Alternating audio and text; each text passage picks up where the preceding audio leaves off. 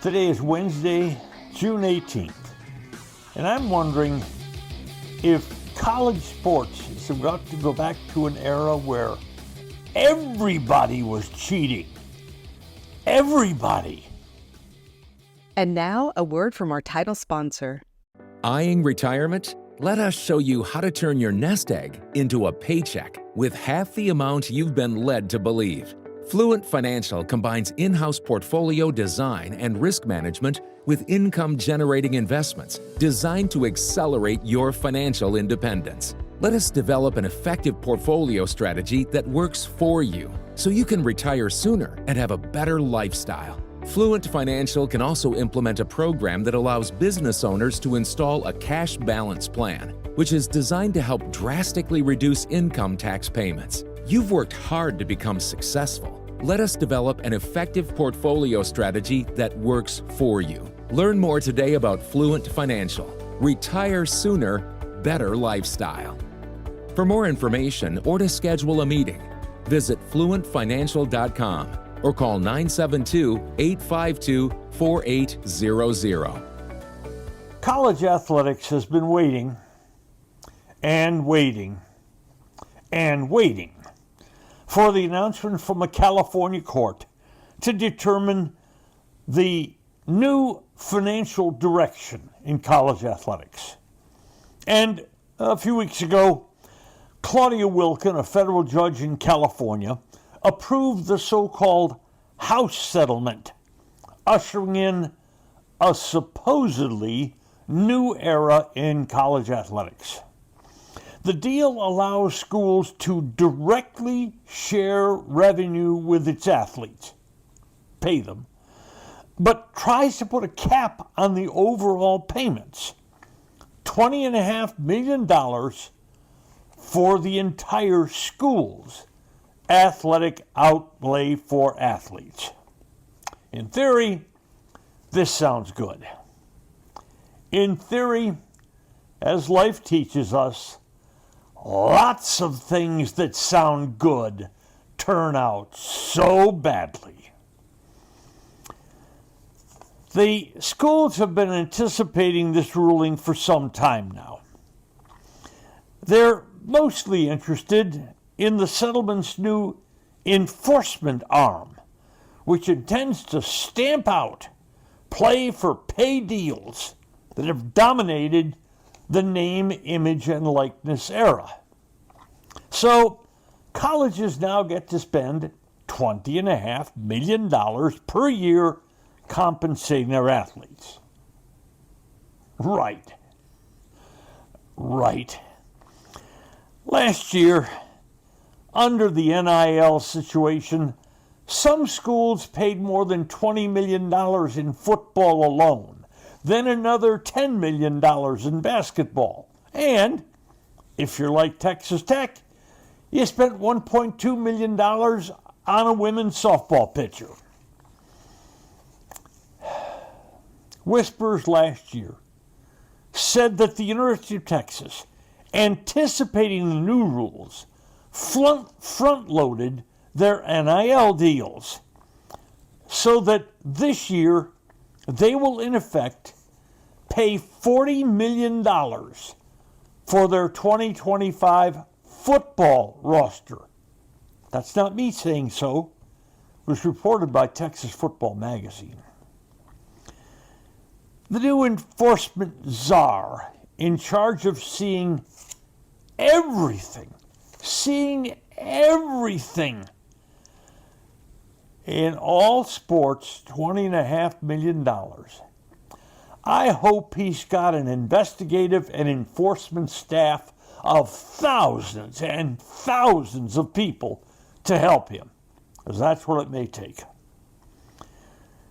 So, what will the big schools do with their mega money boosters?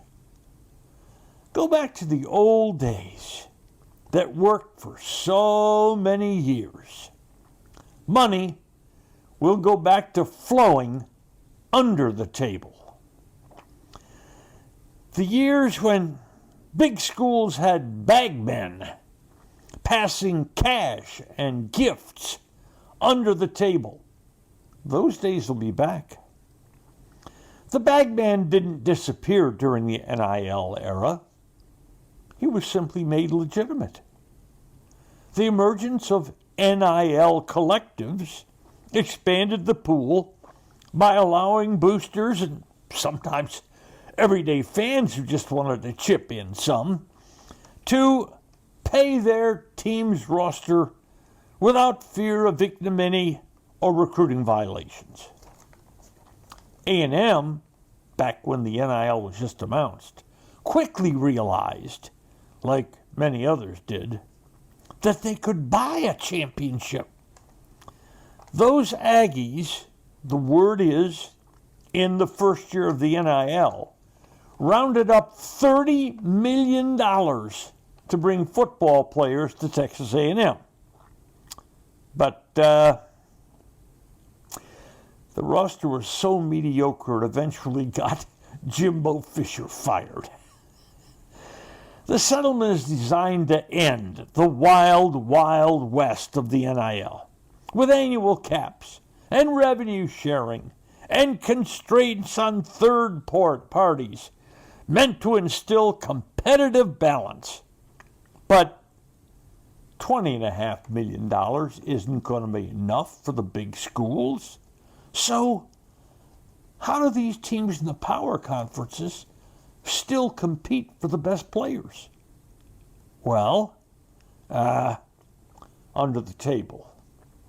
For as long as college sports has existed, there have been always teams and colleges and boosters looking for a way to beat the rules.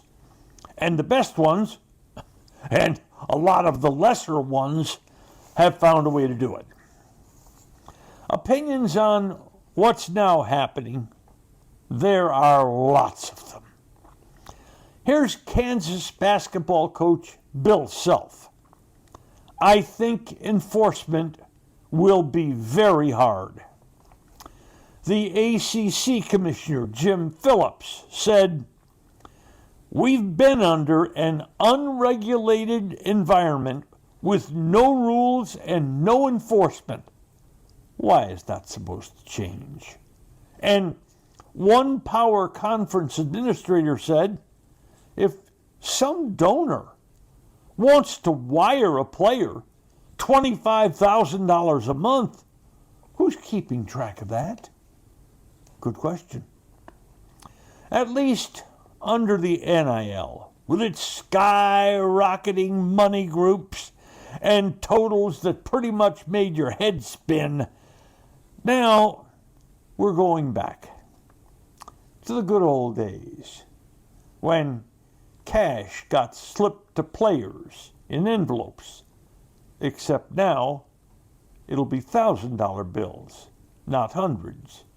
Or just stuff them in their shoes or their cleats. Back to the days when dads suddenly got extremely good new jobs arranged for them by the team that had recruited their son. And gorgeous cars showing up in grandma's name. Will coaches and fans accept lesser rosters because they've reached the supposed salary cap? I don't think so. I think we may be going back to the old days that basketball coach Jerry Tarkanian of UNLV summarized so well.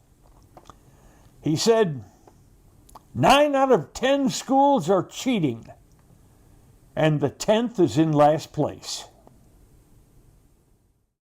Are you struggling to cook healthy meals that actually taste good? Not sure what seasonings go together to make your food pop? Well, let's be honest. You need something quick and easy for your busy schedule, and OPA, OPA, OPA has you covered. Introducing OPA seasonings. Mary just loves them on meat, fish, chicken, veggies, salads. Just sprinkle, enjoy, and you will love OPA. You get it easily. You go to the website, opafoods.com, OPA foods.com. Use the promo NORM and you get 10% off your order. And here's the best part. A portion of every purchase goes to the Austin Street Shelter for the Homeless, helping those in need while you enjoy great food. Delicious meals, a great cause, and savings. What's not to love?